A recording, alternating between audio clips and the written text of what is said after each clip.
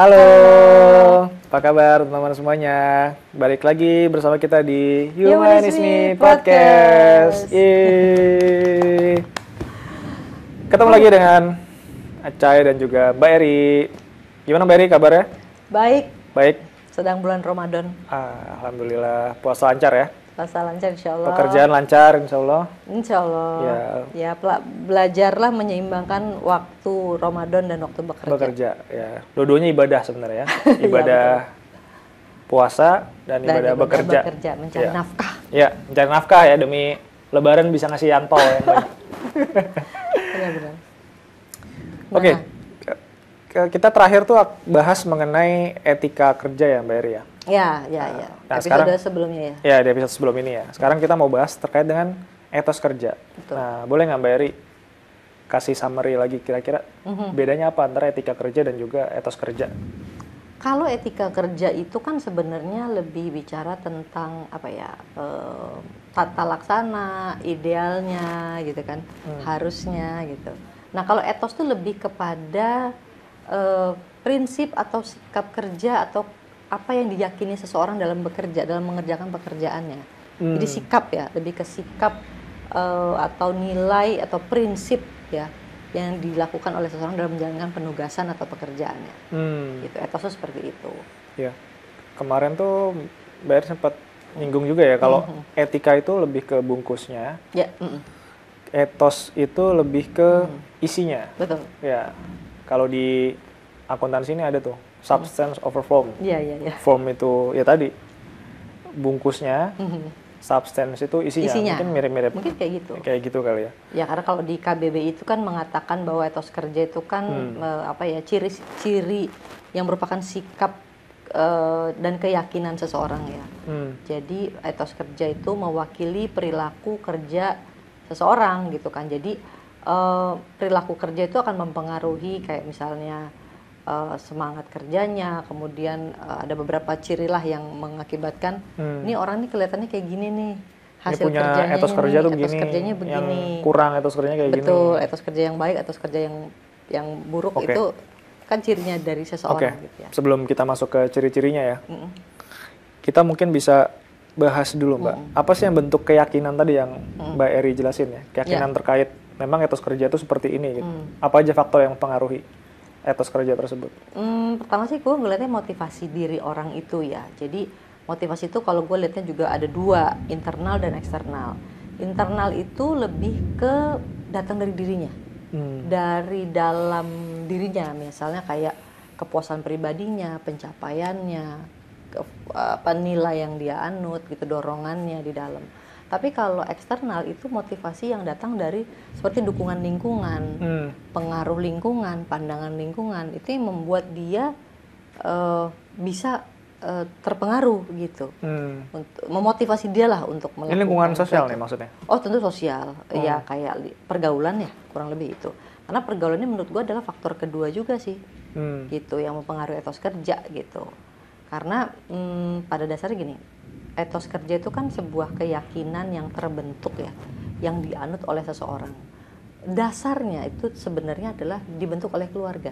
Kan kita semuanya dibentuk oleh keluarga ya. Kita dari kita lahir sampai kita menuju masa produktif bekerja, itu kan kita terbentuk wawasan itu yang ngebangun keluarga.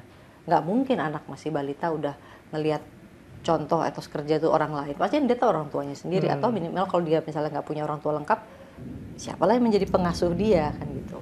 Itu jadi pertama itu melalui keluarga. Yang kedua setelah kita dewasa yang mempengaruhi juga itu adalah pergaulan sosial kita saat menjadi orang dewasa.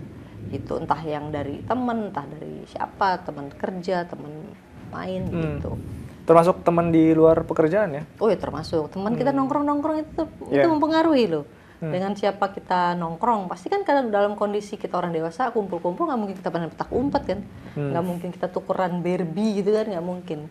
Pasti kan kita akan ngobrol, pasti isinya ngobrol. Orang dewasa ketemu ngapain?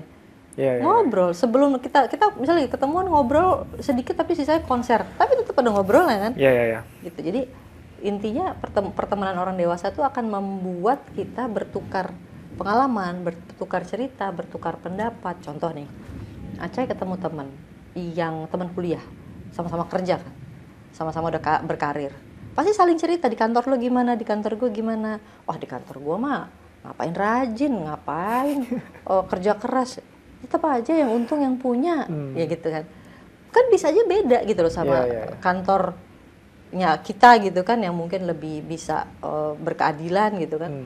Tapi itu akan mempengaruhi bagi orang-orang yang mungkin belum clear nih mengembangkan etos kerjanya.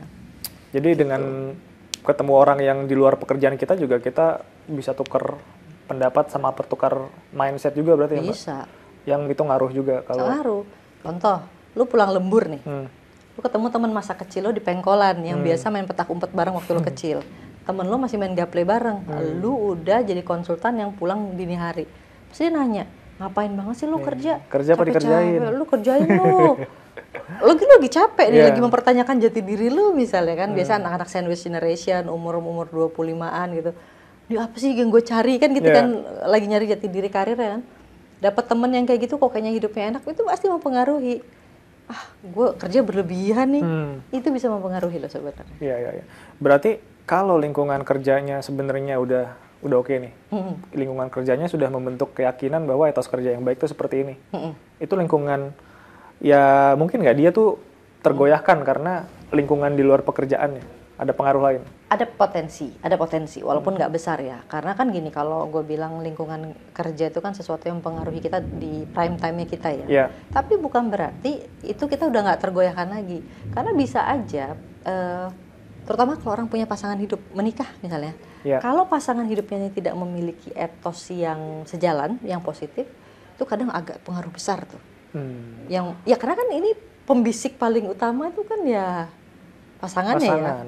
Bayangin lo, lo pengen karir, istri lo nggak berkenan, lo pulang malam. Padahal kan namanya kerja konsultan sangat tidak dapat dihindarkan ya. Kadang-kadang kita pulang malam. Capek nggak lo? Akan lo mikir 2 kali nggak lo setiap kali lo pulang malam istri lo ngambek? Deadline aja sebulan sekali lo diambekin sebulan sekali, perkara itu lo jadi mikir sebenarnya gitu.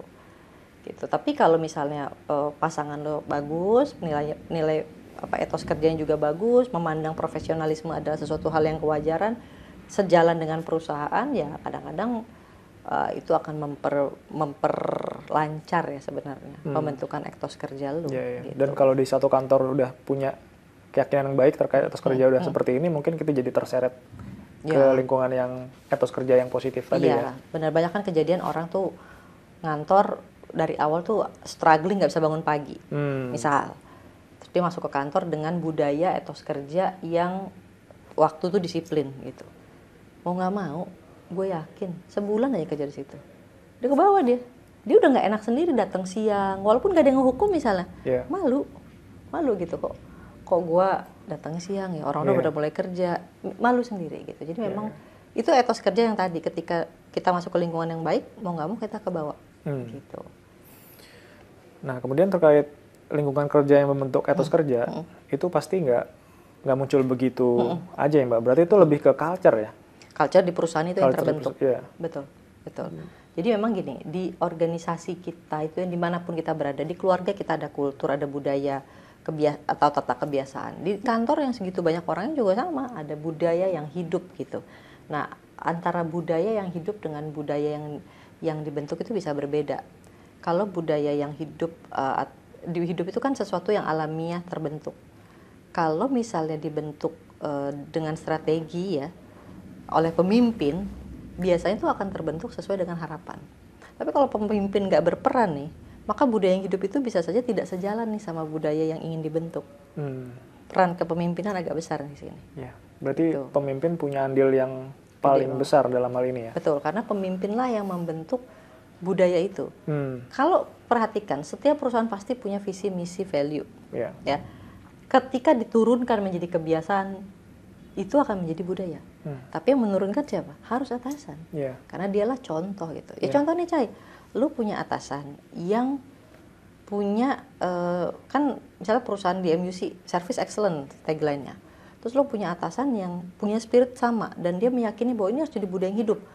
Dia pengen memberi yang terbaik buat klien. Dia nggak toleransi tuh dengan kesalahan-kesalahan kecil, ketidaksempurnaan pada reporting lo. Pasti dia rewel. Setidak detail-detailnya lo, ketika punya atasan yang sangat concern sama hal begitu, pasti ngikut. Karena itu menjadi kebiasaan, tanpa dia harus marah, kalian tuh akan berusaha membuat kesenangan buat dia. Kita tahu nih bos kita nih senang nih kalau kita tuh merhatiin kerapihan.